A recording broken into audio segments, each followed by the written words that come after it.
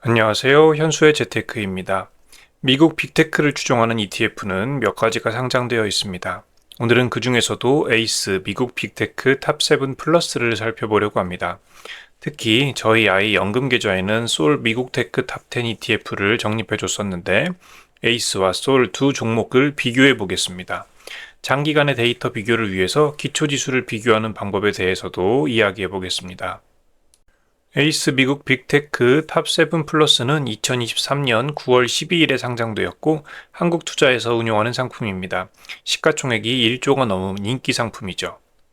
거래량도 충분해서 거래하는 데 아쉬움이 전혀 없는 상품입니다. 총 비용은 0.4764%고 세금은 매매 차익과 배당의 15.4%의 배당소득세가 나옵니다. 연금저축이나 ISA 같은 절세계좌에서 운용하면 좋겠죠. 12월 2일 기준 최근 1년 수익률은 41.38%이고 4월에 관세 이슈로 크게 하락하긴 했지만 지금은 다 회복하고 올라온 상태입니다. 상장 이후로 보면 131.35%라는 높은 수익을 냈죠. 구성 종목을 보면 구글이 18%로 아주 높은 비중을 차지하고 있는 것을 볼 수 있습니다. 이름처럼 탑7 종목, 그러니까 여기서는 구글, 애플, 아마존, 마이크로소프트, 엔비디아, 브로드컴, 메타까지 7종목의 비중이 높습니다. 그리고 3개의 종목, 여기서는 테슬라, 팔란티어, 넷플릭스가 낮은 비중으로 추가되어 있죠. 이렇게 구성되어 있는 이유는 한국 ETF의 규제상 최소 10종목을 담아야 하기 때문입니다. M7이 잘 나가니까 7개만 담고 싶은데 10개를 채워야 하니까 7개의 비중을 많이 담고 3개는 구색만 맞추는 용도로 담은 거라고 봐야겠습니다. 자세히 알아보기 위해서 기초지수를 살펴보겠습니다. 기초지수는 솔 액티브 US 빅테크 탑7 플러스 인덱스 PR이라는 지수를 사용합니다. 간단하게 요약해서 보자면 나스닥 거래소에 상장된 주식 중 산업 분류 기준이 테크 오리엔티드 기업의 시가총액 상위 10개 종목으로 구성됩니다. 구성 방식은 단순 시가총액 가중 방식이 아닌 동일 가중 방식을 사용해서 상위 종목에 집중 투자합니다. 구체적으로 본다면 상위 7개 종목에 95% 비중을 주는데 시가총액 1위부터 5위까지는 각 15%, 6위와 7위는 각 10% 비중을 배정합니다. 그리고 하위 3개 종목은 남은 5% 비중에서 동일 가중으로 구성하게 됩니다. 리밸런싱은 연 4회 하게 되는데 2월, 5월, 8월, 11월 첫 번째 수요일입니다. 또 특이사항으로는 배당 수익률을 포함하지 않는 프라이스 리턴 인덱스를 사용하고 있다는 점입니다. 이건 2018년부터 지수의 변동 그래프입니다. 실제 상장은 2023년에 됐지만 지수 산출은 그 이전부터 됐기 때문에 이런 식으로 그래프로 볼 수가 있습니다. 여기서 보게 되면 진한 파란색으로 표시된 게 원화 환산 그래프인데 환율이 좀 원화 가치가 떨어지면서 실제 원화 환산 수익률은 더 올라가는 것을 볼 수 있죠. 이 지수를 개발하고 운용하는 솔 액티브 홈페이지에 가서 보면 더 많은 정보를 볼 수 있습니다. 실제 ETF 상장은 2023년 9월이지만 실제 지수 산출은 2006년부터이기 때문에 장기간의 데이터도 구할 수 있습니다.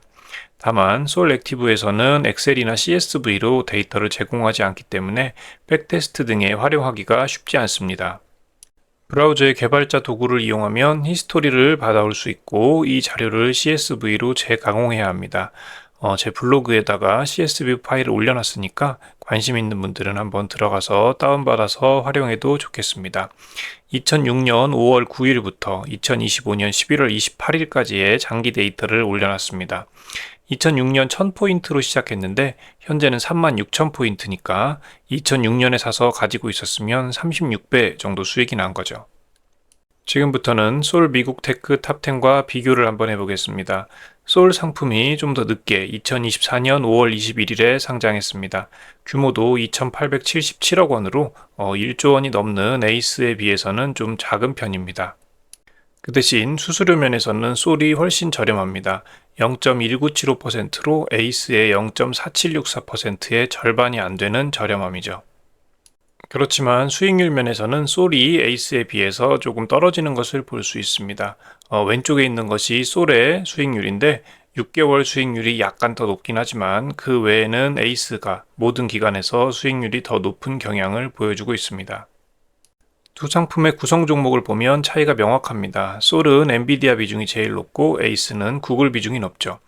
에이스가 구글이 많이 오를 거라고 생각해서 많이 담은 것은 아니고 1위부터 5위까지 15%씩 담았는데 최근 구글이 많이 올라서 구글의 비중이 높아진 겁니다.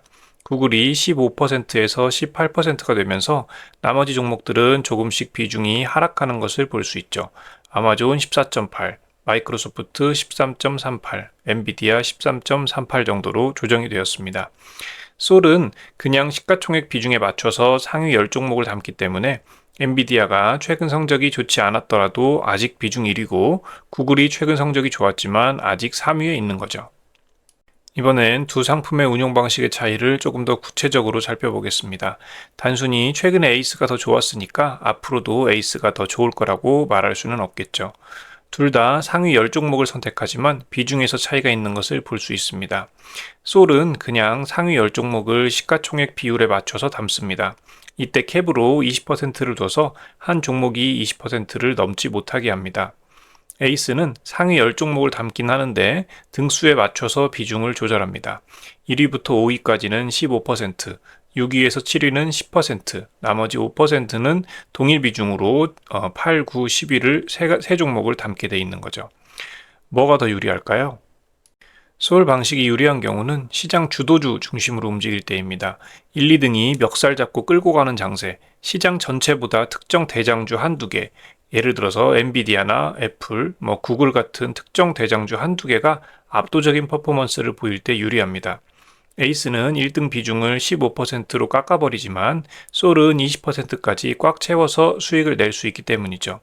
그리고 거래 비용의 문제도 있습니다. 시가총액 순위가 안정적일 때는 솔 방식의 경우는 잦은 매매 없이 그냥 시장 지수를 따라가기 때문에 크게 리밸런싱하는 비용이 들지 않습니다. 반면 에이스는 3개월에 한 번씩 15%, 10%씩 비중을 조절해 줘야 되니까 아무래도 거래 비용이 더 많이 들 수밖에 없겠죠. 순위가 바뀐다면 더 거래 비용이 많이 들겠지만 이건 두 종목 모두 비슷하니까 크게 차이가 있는 부분은 아니겠습니다. 이번엔 에이스 방식이 유리한 경우를 살펴보겠습니다. 상위권 종목들이 순환매를 할 때 유리하겠습니다. 1, 2등 주식이 너무 많이 올라서 쉬어가고 3, 4, 5등 주식이 또 다시 갭을 외우면서 상승할 때 아무래도 유리하게 되겠죠. 솔에서는 1, 2위의 비중이 높고 3, 4, 5로 갈수록 비중이 낮아지지만 에이스에서는 1등부터 5등까지 동등 한 15% 비중을 가지니까 상승분을 온전히 늘릴 수 있습니다. 또 변동성 장세가 오게 되면 리밸런싱 효과가 있습니다.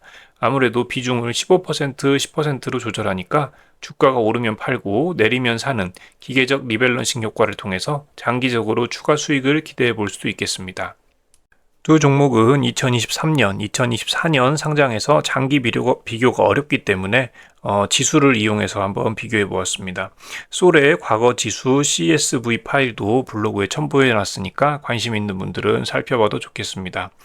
이 차트를 보게 되면 파란색으로 표시된 솔에 비해서 노란색으로 표시된 에이스가 전반적으로 더 높은 수익을 보여주는 것을 확인할 수 있습니다. 기간별 수익을 보면 전반적으로 에이스가 더 나은 성과를 보인 것을 알 수 있죠. 연도별 수익을 보게 되면 2022년에 솔이 하락을 덜 하긴 했지만 그것 외에는 에이스의 수익이 전반적으로 더 높았던 것을 볼 수 있습니다. 실제 ETF의 가격이 아니라 지수의 성적을 비교하는 거라서 제한이 있지만 그래도 과거에 에이스가 솔보다 더 좋았다고 볼 수 있겠습니다. 앞으로는 어떻게 될까요? 알 수는 없지만 그래도 비슷하게 시장이 흘러간다면 에이스가 더 낫지 않을까 싶습니다. 또한 에이스는 거래량이 더 많고 레버리지, 커버드 콜 상품도 보유하고 있어서 선택의 영역이 더 넓다는 것도 장점이 되겠습니다. 저는 개인적으로는 추후에 매매 타이밍이 온다면 아이 연금 계좌 상품도 에이스로 바꿔주려고 합니다. 에이스가 수수료가 더 높긴 하지만 과거 성과로 봤을 때는 수수료를 감안하더라도 더 좋은 성과를 보여준 에이스가 더 좋은 선택이 되지 않을까 하거든요. 여러분들도 좋은 선택하시길 바라겠습니다. 오늘은 여기까지고요. 시청해주셔서 감사합니다.